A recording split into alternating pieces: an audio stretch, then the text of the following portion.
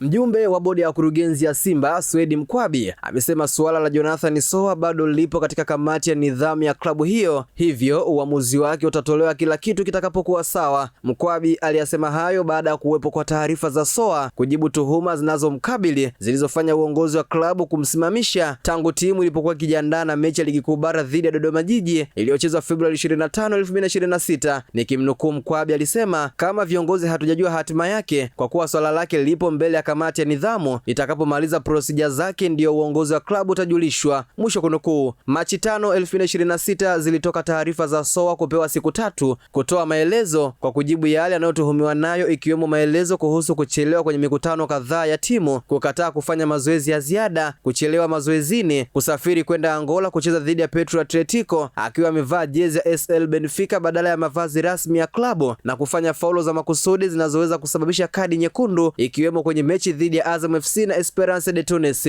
Taarifa kutoka kwa mtu wa karibu na Soa zinasema amejibu kila kitu alichotakiwa. Nikimnukuu, amesema, yapo mengi, ila kuhusu kadi alizopewa kama alikuwa anatumika amekanusha, na ameumizwa na matokeo mabaya wakati alikuwa hatumiki na hapewi muda wa kutosha, kwani mara nyingi amekuwa akiingizwa wakati timu ipo kwenye presha kubwa ya matokeo na muda mchache. Ila kitu ambacho analalamika ni kutopewa nafasi ya kufanya mazoezi, na bado ana nia kutaka kuendelea kutumikia mkataba wake Simba. Kwa sasa anajifua peke yake gym kwenye hoteli moja kubwa hapa jijini Dar es Salaam. Ni matumaini yetu baada ya muda kila kitu kitarejea kama kilivyokuwa awali. Mwisho kunukuu. Kwa mujibu wa chanzo hicho, Soa katika yale aliyotakiwa kuyajibu ameyatolea ufafanuzi kwamba hayana ukweli, hivyo anasubiri uamuzi wa kamati ya nidhamu ambayo muda wowote itatoa majibu ya hilo sakata. Ikumbukwe kuwa Soa aliyetoa Simba kipindi cha usajili wa dirisha kubwa msimu huu akitokea Singida Black Stars alitoka kutumikia adhabu ya kusimamishwa mechi 5 na kamati ya uendeshaji na usimamizi wa ligi ya bodi ya ligi kuu Tanzania TPLB